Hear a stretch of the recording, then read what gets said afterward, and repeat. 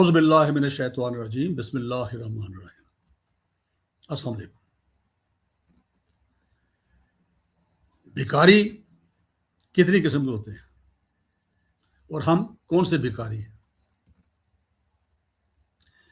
ये एक बड़ा दिलचस्प सवाल है, क्योंकि भिखारी जो होता है यानी बेगिंग करने वाला, कोई भी जो शख्स है जो किसी से कुछ मांगता है, उसको उर्दू में भिखारी कहते हैं, यानी बेग करता है।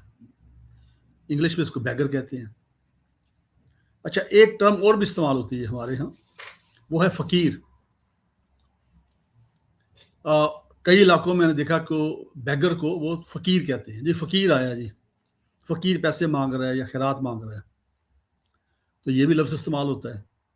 अब इसमें जो सूफिया कराम हैं, पीर साहबान हैं, या जो अल्लाह वाले हैं, वो भी अपने आप को फ़कीर कहते रहे और कहते भी हैं। यानी उनकी जो फ़कीरी है वो एक्चुअली क्या है? फ़क्र से। यानी जिसने अल्लाह सुब्हानहू व तआला के सामने अपने आप को सरेंडर कर दिया,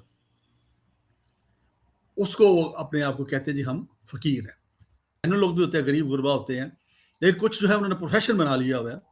वो लोगों से सड़कों के ऊपर, चौराहों पे, घरों के बाहर आके वो भीख मांगते हैं। तो जनरली जो जब भिखारी लफ्ज़ इस्तेमाल करते हैं तो उससे मुराद वही होता है, ठीक है। लेकिन जब फ़कीर की बात करते हैं तो फ़कीर की जो टर्म है वो कुछ और है, उसको हम गलतुल आम हमने इस्तेमाल करते हैं। कहीं पे अगर भिखारी की रिप्लेसमेंट के तौर पे फ़कीर कहते हैं हम कि जी फ़कीर आया मांगने के लिए, तो वो गलत टर्म है, वो सही जगह पे हम इस्तेमाल नहीं करते। वहाँ भिखारी ही आएगा, बेगर आएगा। फ़कीर है वो कौन है? अल्लाह की फ़क्र में पड़ गया और वो दरवेश हो गया, वो सूफ़ी हो गया, उसने दुनिया को आप कह लें कि इस हद तक रखा जितनी उसकी ज़रूरत है, और असल ऑब्जेक्टिव जो है, जो मरने के बाद का है, जो ज़िंदगी है, उसको उसने अपना लिया, तो उसको हम कहते हैं फ़कीर। सूफ़ी भी कहते हैं, असहाब सुफ़ा से ये सूफ़ी निकला है, ठीक है। तो अब सवाल ये पैदा होता है कि अगर आपने या हमने भिखारी बनना है, अगर भिखारी को ले लें टर्म, तो एक भिखारी वो है जो दुनिया के लिए मांगता है, जैसे मैंने बता दिया आपको कि आम सड़कों पे, चौराहों पे, घरों पे बेल बजा के मुख्तलिफ औरतें, मर्द, बच्चे आ जाते हैं मांगने के लिए। मांगते वो अल्लाह के नाम से ही है, लेकिन वो दुनिया के लिए मांग रहे हैं, दुनिया की ज़रूरतों के लिए मांग रहे हैं, और फिर उन्होंने उसको बतौर पेशा बना लिया, बल्कि इंडस्ट्री बन गई अब तो। इसके पीछे बड़े बड़े माफियाज हैं, ठीक है। तो इन्होंने जगह अलॉट की होती हैं कि इस जगह पे फलां होगा, इस जगह पे फलां होगा, और वो एक दूसरी जगह पे किसी को कब्जा नहीं करने देते। सुबह वो उनको ड्रॉप करते हैं उनके ड्यूटी पॉइंट पे, और रात को आप नोट करिए, उनको ऑब्जर्व करें किसी भी चौक पे खड़े होकर, तो कोई पिक करने के लिए उनको आएंगे, हो सकता है गाड़ी आए पिक करने के लिए, या फिर मोटरसाइकिलों पे आएंगे वो पिक कर रहे हैं। तो सुबह वो छोड़ जाते हैं, शाम को ले जाते हैं, उसमें फिर वो अपना हिस्सा रख लेते हैं, बाकी उनको दे देते हैं गुजारे के लिए। तो ये एक प्रोफेशन बन गया, और ये लाखों करोड़ों के मालिक हैं ये लोग। कई बार ऐसा अखबारों में भी आता रहता कि एक जो भिखारी या मरा है, तो उसके जो कुटिया थी या उसका जो जहाँ पे रहता था वो कच्चा पक्का कमरा, उसके अंदर से इतने लाख या इतने करोड़ रुपया मिला। ये कई वाक़यात आते रहते हैं। तो ये दुनिया के भिखारी हैं, हम आखिरत के भिखारी बने, आखिरत के लिए बैक करें। देखें, जब हम अल्लाह से दुआ करते हैं तो सरेंडर करते हैं ना उनके सामने कि अल्लाह सुब्हानहू तआला, मैं तेरा ये आजिज़ बंदा, मैं एक नाचीज़, मैं आपके मुकाबले में कुछ भी नहीं,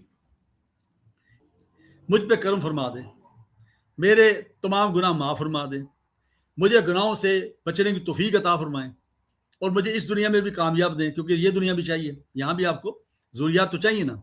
हलाल रिज़्क़ कमाने पे कोई पाबंदी नहीं है, ज़रूरी नहीं कि आप फाका कशी करें। ये दीन हमारा रहबानियत वाला दीन नहीं है। लाइव नबी पाक की हमारे सामने है कि वो खुशियाँ मनाते थे, गम भी उन्होंने देखे, जंगें भी लड़ी, शादियाँ भी की, बच्चे भी थे उनके,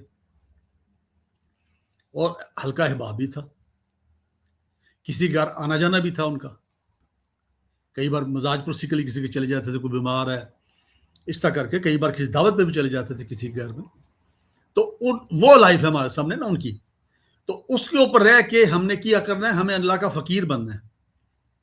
کیونکہ بیکاری لفظ تو ٹھیک ہے، جب اللہ کے ہم بیکاری ہیں تو پھر اللہ کے بیکاری ہیں نا، لیکن جب ہم بیکاری کا لفظ استعمال کریں گے تو بہتر ہے کہ وہ نہ استعمال کریں، چونکہ وہ دنیا کے جو مانگنے والے ہیں، جو پیشہ ور ہیں، بیگرز، اس طرف دھیان جاتا ہے. ہم فقیر کی بات کر سکتے. فقیر کون ہے؟ اللہ کا فقیر. آپ نے دیکھا کہ پہلے لوگ اپنا نام رکھتے تھے، فقیر محمد، فقیر اللہ، فقیر علی، یہ تو بہت سارے نام تھے نا. تو اللہ کے فقیر، اللہ کے راستے میں دنیا میں اس طرح زندگی گزارنے والے کہ یہ دنیا عارضی ہے اور یہ ہم سفر میں ہیں. اور جیسے سفر کے اندر بڑی کم ضروریات ساتھ رکھی جاتی ہیں، کپڑے زیادہ نہیں رکھے جاتے. ٹھیک ہے، آپ کبھی سفر کرتے ہیں، آپ ایون انٹرنیشنل ٹریول بھی کرتے ہیں جہازوں میں، تو آپ ایک بیگ لیتے ہیں عام طور پہ، اس کے اندر آپ کے 2-3 جوڑے ہوتے ہیں. اس کے اندر آپ کا شیونگ کٹ ہوتی ہے اگر آپ شیو کرتے ہیں تو. اس کے اندر کوئی پینسل ہے، قلم ہے، اس طرح کی کوئی چیز جس کی ضرورت پڑ سکتی ہے. تو ایک آدھ آپ نوٹ بک رکھ لیتے ہیں. کوئی میڈیسنز اگر آپ استعمال کرتے ہیں وہ رکھ لیں گے کہ رستے میں کہیں مجھے طبیعت خراب ہو جائے یا مجھے ریگولر میڈیسن لینی ہے تو وہ میں لے سکوں. اس طرح کی چیزیں رکھتے ہیں آپ. وہاں پہ نہ آپ نے صوفہ رکھا ہوتا ہے، نہ آپ نے بیڈز رکھے ہوتے ہیں، نہ آپ نے ٹی وی اٹھایا ہوتا ہے، نہ آپ نے ایئر کنڈیشنر اٹھایا ہوتا ہے. نہیں نہ اٹھایا ہوتا. کیوں؟ کہ آپ ٹرانزٹ میں ہیں، آپ کی وہ منزل نہیں ہے نا، آپ سفر پہ ہیں. منزل وہ جہاں آپ پہنچ رہے ہیں.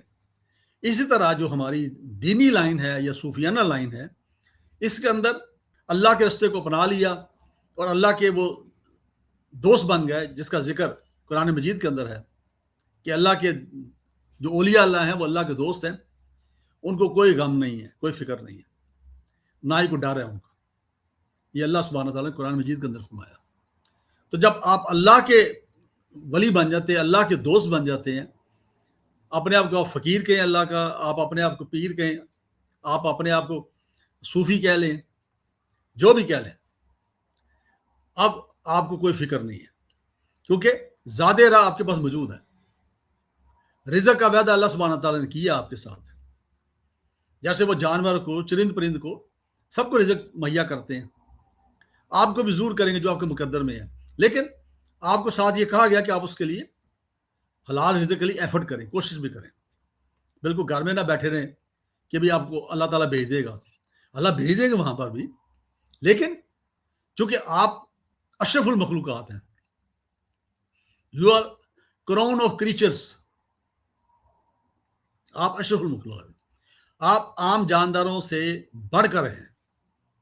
تبھی تو آپ کو سجدہ کروایا اللہ سبحانہ تعالیٰ نے. تو اللہ سبحانہ تعالیٰ نے قرآن مجید میں جا بجا کہا ہے کہ نماز قائم کرو. نہیں مانتے حکم اللہ کا. مجھے یہ بتائیں، آپ کسی آفس میں کام کرتے ہیں، آپ کا سینئر افسر جو ہے آپ کو کہتا ہے بھی یہ ایسے کر دو، آپ ریفیوز کرتے ہیں؟ اگر آپ نہ بھی کرنا چاہیں وہ کام، دل نہیں مان رہا لیکن آپ کو کرنا پڑے گا، کیونکہ آپ کو پتا ہے کہ اگر میں نے یہ نہ کیا تو افسر ناراض ہو جائے گا اور میرے خلاف ایکشن لے سکتا ہے، اور کچھ تو اینول جو رپورٹ لکھے گا اس کے اندر وہ ریمارکس دے دے گا. ٹھیک ہے. اسی طرح اگر آپ کوئی بزنس کرتے ہیں تو اگر آپ کو کسی اتھارٹی کی طرف سے انڈر لا وہ آپ کو کوئی حکم دیتے ہیں تو آپ کو وہ ابائڈ بند کرنا پڑتا ہے. اگر نہیں کریں گے تو آپ کے خلاف ایکشن ہوگا.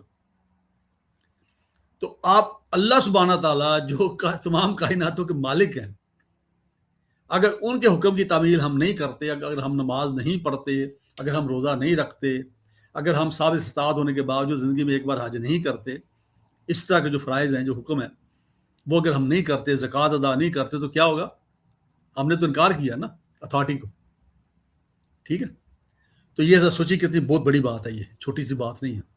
تو جب ایک عام انسان، اگر آپ کا وہ کمپیٹنٹ اتھارٹی بیٹھی ہوتی ہے آپ کے اوپر، سینئر جو انسان ہی ہوتا ہے، اگر اس کو ڈس اوبے آپ کریں تو اس کا ریئیکشن کیا ہوتا ہے اور وہ کیا ایکشن لیتا ہے؟ وہ پوری توانائی کے ساتھ کوشش کرتا ہے کہ آپ کے خلاف ایکشن لے.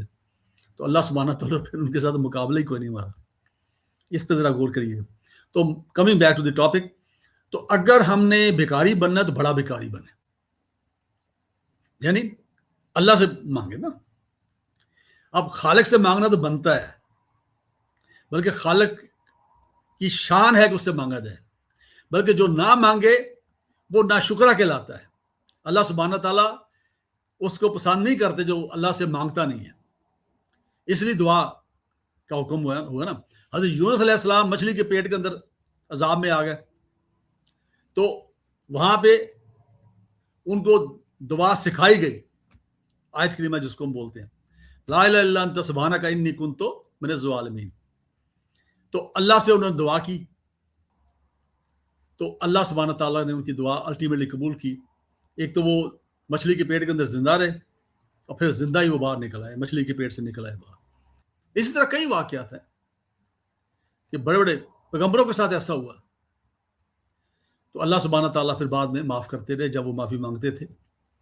تو معافی جو ہے اور استغفار جو ہے، اس کو اللہ سبحانہ تعالیٰ بہت پسند کرتے. تو اس لیے اگر بیکاری بننا ہے تو دنیا والا بیگر نہ بنے، دنیا نہ مانگے. جب آخرت آپ کی ہوگی تو دنیا تو ویسی ہوگی آپ کی. جو نیک بندہ ہے، جو اللہ کا اولیاء اللہ ہے، جو اللہ کے دوست ہیں، وہ دنیا میں کیسے ناکام ہو سکتے ہیں؟ ان کی دنیا بھی کامیاب ہو جائے گی. لیکن چلیں آپ بڑی چیز مانگیں، ایسے کہ اے اللہ سبحانہ تعالیٰ مجھے دنیا اور آخرت میں دونوں جہانوں میں کامیابیاں نصیب عطا فرما، اور مجھے اپنا دیدار نصیب فرما آخرت میں، اور مجھے نبی پاک صلی اللہ علیہ وسلم کی قربت نصیب فرما. تو جب مانگیں بڑا مانگیں. فقیر بنے تو بڑا فقیر بنے، بیکاری بننا ہے تو بڑا بیکاری بنے. یہ تھوڑے تھوڑے پیسے اپنی پروموشن کے لیے، اپنی ٹرانسفر کے لیے، اپنی اچھی پوسٹنگ کے لیے جا کے منتیں ترلے نہ کریں. اللہ سے مانگے، سفارشی بھی بن جائے گا خود ہی کوئی، اور آپ کا جو کمپٹنٹ اتھارٹی ہے، جو آپ کا سینئر ہے، وہ بھی آپ پہ مہربان ہو جائے گا. جب اللہ کا کرم ہوگا، جب اللہ کی نظر ہم پہ ہو جائے گی، تو باقی دنیاوی نظریں تو کچھ بھی نہیں ہے نا. ہماری طرف کو بری طرح نگاہ سے دیکھ ہی نہیں سکتا. میں آپ کو کہتا ہوں، میں کلیم کرتا ہوں، آپ اللہ کو اپنا لیں، اللہ سبحانہ تعالیٰ کو اپنی پہلی ترجیح بنا لیں، اور بڑے بیکاری بن جائیں، بڑے فقیر بن جائیں، اور اللہ سے مانگیں اور کسی اور سے نہ مانگیں. تو آپ کو یہ بتا دوں کہ آپ ہر ایک کے سامنے جھکنے سے، ہر ایک کے سامنے سے مانگنے سے بالکل آزاد ہو جائیں گے، مبرہ ہو جائیں گے. آپ کو ضرورت ہی نہیں پڑے گی. آپ سوچیں گے کہ یا اللہ یہ ہو جائے، تو اللہ تعالیٰ تو دلوں میں ہماری جو باتیں اس کو بھی جانتے ہیں نا. یقین کرو ہو جائے گا. آزما کے دیکھ لیں. یہ رستہ تو اختیار کریں کہ جنہوں نے اللہ پہ چھوڑا، اللہ نے ان کی مدد کی اور ان کو محسوس بھی نہیں ہوا. تو یہ ہے وہ بڑا بھکاری بننا. تو بڑے بھکاری بنے، بڑے فقیر بنے، اور جس سے مانگنا ہے، جس کی شان ہے دینا، اس سے ہی مانگے. کوئی دنیاوی چیز، نہ کوئی عہدہ، نہ کوئی شخص آپ کو کچھ دے سکتا ہے. وہ اگر دیتا بھی ہے نا تو وہ بھی اسی کے حکم سے دے رہا ہوتا ہے.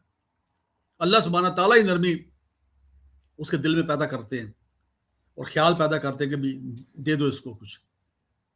تو آپ ڈائریکٹ کیوں نہیں مانگتے ان سے؟ جو کسی کے تھرو ہمیں دلوا رہے ہیں اللہ سبحانہ تعالیٰ، ہم ڈائریکٹ ان سے کیوں نہ مانگے؟ جب ڈائریکٹ ان سے مانگیں گے تو پھر تو کچھ بھی مانگ سکتے ہیں نا. جو بڑی لوگ کہتے ہیں کہ کیا مانگے، کوئی ناممکن چیز بھی مانگ لے، مانگ لو، مانگو، وہ سب کچھ دینے پہ قادر ہے. مانگ کے تو دیکھیں، اور مانگنے کے ساتھ یقین بھی ہونا چاہیے آپ کے اندر، ایمان بھی ہونا چاہیے کہ یہ ہو جائے گا. ٹھیک ہے، اللہ سے اچھا گمان کریں. کئی لوگ شکوہ بھی کر رہے ہوتے ہیں کہ پتہ نہیں کیا امتحان آ گیا جی، اللہ تعالیٰ نے امتحان میں مبتلا کیا. یہ کبھی نہ کہا کریں. یہ اللہ کا امتحان نہیں ہوتا، ہماری کرتوتیں ہوتی ہیں، ہماری خامیاں ہوتی ہیں جو ہم پہ غالب آتی ہیں بعض کا. اللہ کا امتحان تو بڑا سخت امتحان ہے، وہ تو انبیاء کرام برداشت نہیں کر پاتے تھے. یہ کبھی نہ کہیں کہ اللہ کا ٹیسٹ ہے. یہ ہمارے اپنے اعمال ہیں، ہماری اپنی غلطیاں ہوتی ہیں جو ہمارے سامنے آتی ہیں. تو اس لیے اللہ کی آزمائش سے بھی پناہ مانگیں اور اللہ سے کہیں جی میں اس قابل نہیں ہوں، اے اللہ سبحانہ تعالیٰ آپ مجھے ہر آزمائش سے دور ہی رکھیں اور میرے پہ اپنا کرم کریں اور میری یہ دنیا بھی اور آخرت بھی دونوں اس پہ کامیابیاں عطا فرما دیں. بس یہ رویہ اختیار کر لیں اور میں نے بتایا بڑے فقیر بن جائیں، دنیاوی آقاؤں، دنیاوی جو ناخدا بنے ہوئے ہیں ان سے نہ مانگیں. ٹھیک ہے، عزت سے کسی کو پیش آنا یا اس کا احترام کرنا یہ کوئی بری بات نہیں ہے، لیکن بالکل جھک جانا اور ان کو اپنا کارساز سمجھنا شروع کر دینا اور یہ کہنا جی کہ ان کی وجہ سے میرا یہ کام ہو گیا، وہ کام تو اس نے کروایا تھا. تو مجھے اپنی دعاؤں میں یاد رکھیے. السلام علیکم.